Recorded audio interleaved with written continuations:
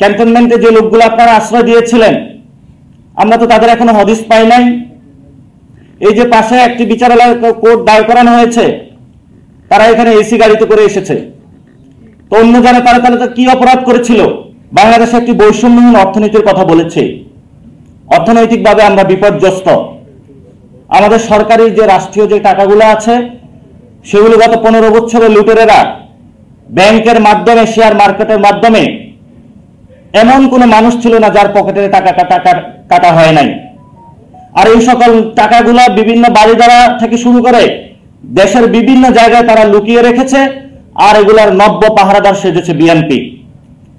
আমরা বাংলাদেশ সরকারকে আহ্বান জানাবো, যারা গত 15 বছরে ব্যবসায়ী থেকে শুরু করে, আইনজীবী থেকে শুরু করে, ডক্টরস থেকে শুরু করে নিজের শেষ জমানো পেনশনের টাকাটা যারা শেয়ার মার্কেটে ইনভেস্ট করেছিল, অনেকে আত্মহত্যা করেছিল, নিজেদের বাচ্চার সামনে দুধের টাকার জন্য তারা বাপ ঘরে যাইতে পারে নাই, শেয়ার মার্কেটে টাকা হারিয়ে নিঃস্ব হয়েছিল। এই গণ অভ্যুত্থানের সরকার উচিত ছিল সেই সকল টাকাগুলো কালেক্ট করে রাষ্ট্রীয় কোষাগারে জমা দেওয়া, কিন্তু এই সরকার থেকে আমরা এই কাজটা দেখি নাই। বর্তমানে যিনি অর্থমন্ত্রী থেকে শুরু করে যারা উপদেষ্টা হয়েছেন, আমরা তাদের উপরে অনেক আস্থা করে তাদেরকে এই সরকারে বসিয়েছিলাম, কিন্তু তারা আমাদেরকে একটা লাড্ডু ধরিয়ে দিলেন।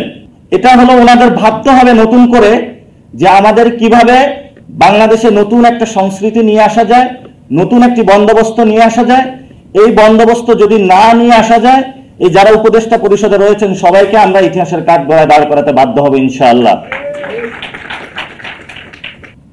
আপনারা জানেন 2001 থেকে 6 বাংলাদেশে এমন কোন জগৎ ছিল না যেখানে দুর্নীতি করা হয় নাই। প্রত্যেকটা লোক দুর্নীতিতে হলো তারা বিপর্যস্ত হয়েছিল। নতুন ভাবে হাওয়া ভবন তৈরি করা হয়েছিল, এবং এখন ওই যে লোকগুলো হাওয়া ভবনে ছিল, যে পিএস ছিল, যে টাকার বান্ডালগুলো সামাল দিয়েছিল, তারা আজকে নমিনেশন পাইতেছে। নমিনেশন পায় বলতেছে আমি জুলাই সনদ আমি কিছু বুঝি না, নতুন বাংলাদেশ বলে কিছু বুঝি না। আরে ভাই, এটা কেমন কথা? তাহলে আপনি যে হাওয়া ভবন প্রতিষ্ঠা করলেন, বাংলাদেশে দুর্নীতি করলেন, এই গডফাদারদেরকে সৃষ্টি করলেন, সেই গডফাদারকে আবার নমিনেশন দিলেন, তো তাদের সামনে তো আসলে আপনার জুলাই সনদ বুঝার কথা না।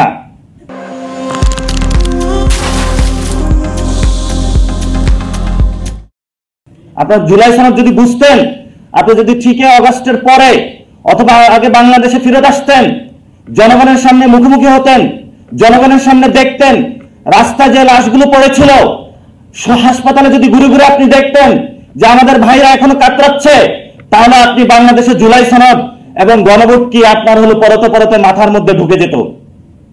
এটা আমাদের জন্য লজ্জা। বাংলাদেশ স্বাধীন হয়েছে, এখন আপনি আসতে ভয় পাচ্ছেন না। আপনি যদি ভয় পান, কাকে ভয় পাচ্ছেন আপনি? আমরা তো ভারতকে ভয় পাই না? আমরা কি দেশে চলাফেরা করি না? আমাদের কি স্নাইপার ওই সময় 5 তারিখের পর 8 তারিখ পর্যন্ত গুলি করার জন্য ঘুরে নাই? অসংখ্য স্নাইপারের মধ্য দিয়েই তো আমরা জীবন অতিক্রম করেছি। ইদানিং শুনলাম বুলেট প্রুফ গাড়ি কিনেছে তারা। আপনার যদি বুলেট প্রুফ গাড়ি হয়, বাংলাদেশের 18 কোটি মানুষের জন্য তো বুলেট প্রুফ ট্রেন থেকে পাবলিক সার্ভিস সবগুলোকে আপনার বুলেট প্রুফ করতে হবে।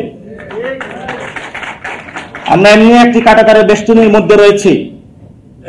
সীমান্ত থেকে শুরু করে বাংলাদেশের সিভিল সার্ভিস থেকে শুরু করে প্রত্যেকটা জায়গায় আমাদের জীবন বিপন্ন অবস্থায়।